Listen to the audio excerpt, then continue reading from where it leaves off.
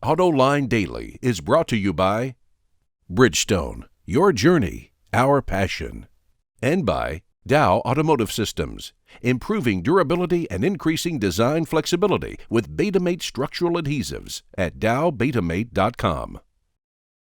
Hello there. Welcome to Autoline Daily. Later on in the show, we'll get to your questions and comments in You Said It.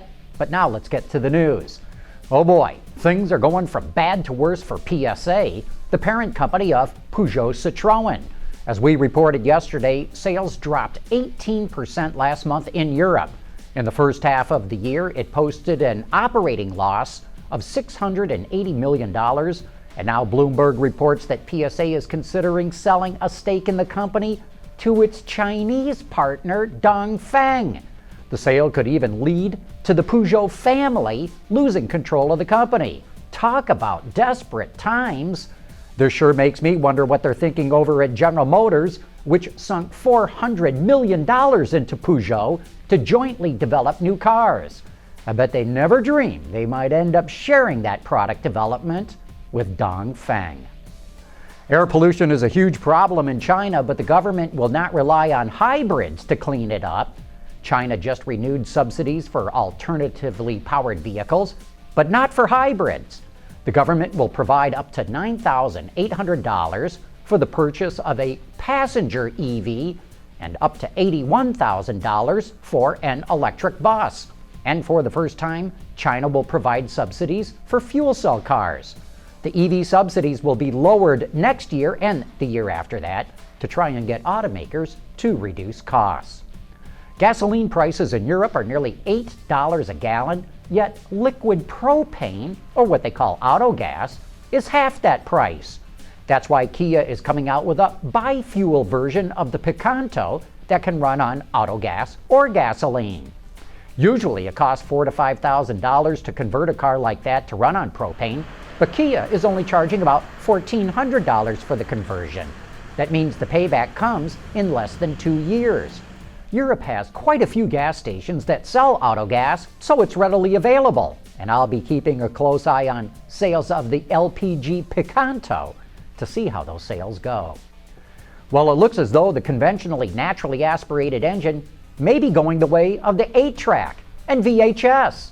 Volkswagen said it will only offer turbocharged gasoline and diesel engines within the next 3 to 4 years. The German automaker only has 3 remaining naturally aspirated engines and sees the turbo units as a way to increase power and efficiency. Ford also says it could drop naturally aspirated engines in the future, but most likely for engines with 2 liters of displacement or less.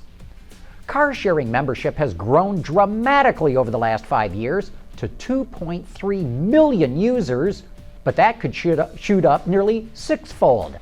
According to Navigant Research, car-sharing membership will increase to over 12 million users worldwide by 2020. Car-sharing provides drivers access to a wide range of vehicles on an hourly or daily basis and is far cheaper than owning a car. But OnStar claims that for every vehicle used in a car-sharing program, 13 other cars come off the road. So if it truly becomes popular, car-sharing could pose a real threat to the automotive industry. Hey, coming up next, it's time for You Said It. Dow Automotive Systems, driving solutions in automotive, commercial transportation, and aftermarket with innovative products like Betamate structural adhesives. Lighter, stronger, safer. dowbetamate.com. And now it's time for some of your feedback. XA351 GT wants to know, why do small cars like the Fit, Yaris, Spark, and Smart not get over 50 mpg? The Geo Metro and CRX were pushing nearly or getting 50 mpg back in the 80s. Until these cars start getting near that, I'm not impressed, especially with 25 years worth of tech on their side. XA, today's small cars are far heavier than they were 25 years ago because of safety standards, and they are significantly safer. They also meet stricter emission standards. If you would bring those old subcompact cars up to today's standards, they'd get far worse fuel economy. WineGeek watched our reports on how transmission dipsticks are disappearing.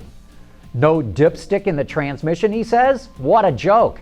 I had a Saturn Vue that had a sealed for life transmission. Well, the transmission failed after 90,000 miles, and the dealer said GM was replacing them under an extended warranty due to the inability to check the fluid. But Mike goes on to say, apparently there is data that most customers not only do not know where the dipsticks are, but never use them anyway. The dipstick might not cost much, but then if it is not used, it doesn't do much either.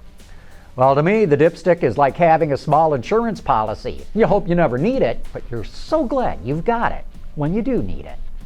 Mike heard our report that Ford's going to introduce 25 new models in the next 5 years, up from the 15 models it announced only a year ago.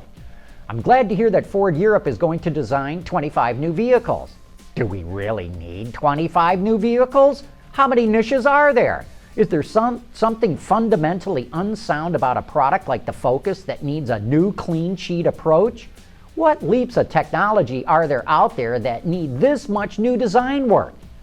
Mike, it's my observation that the car companies with the newest products are the ones that gain the most market share, and you're definitely going to see big technological developments in the next few years in lightweighting and aerodynamics that will necessitate clean sheet designs. Also, Ford's going to start selling the Mustang, maybe even the Explorer in Europe, which will get it into new segments. And when it says 25 new models, don't forget, it's also referring to commercial vehicles, not just passenger cars. Abe Ellis has something to say about our most recent poll, where we ask your opinion on whether Tesla should be able to sell cars in the U.S. in its own stores or go through the dealer franchise network like every other automaker has to. I believe that a manufacturer has the right to sell their products through a franchise system or not. Well, that's not what the law says. Existing manufacturers have to sell their cars through the franchise system. Now, it's the courts that will decide if a startup company like Tesla can circumvent the franchise law. What do you think? Go to the Autoline Daily section of our website and check out yesterday's show so you can vote in this poll. So far, the results show that most of you support Tesla. We'll have a full report tomorrow. And finally, Doc Wolf wants to know, is the Volt and Ampere's pricing in the EU a function of European taxes and tariffs or some Nimrod bean counters thinking? This kind of price disparity is grossly unacceptable, especially when Nissan can sell their Leaf for literally half the price. Doc, it is tariffs, value-added taxes, shipping rates, but it's mostly the mistaken belief at General Motors that they need to price this car to make a profit. They need to do what Nissan is doing and lose money on every Leaf, he said with his tongue in his cheek. Now, seriously, Nissan recognizes it has to price its EVs to sell, and it prays that at some point in the future, sales pick up enough to make a business case for these cars. Say, thanks for all your comments and questions. We truly like going through them all. But anyway, that brings us to the end of today's report. Thanks for watching. Please join us again here tomorrow.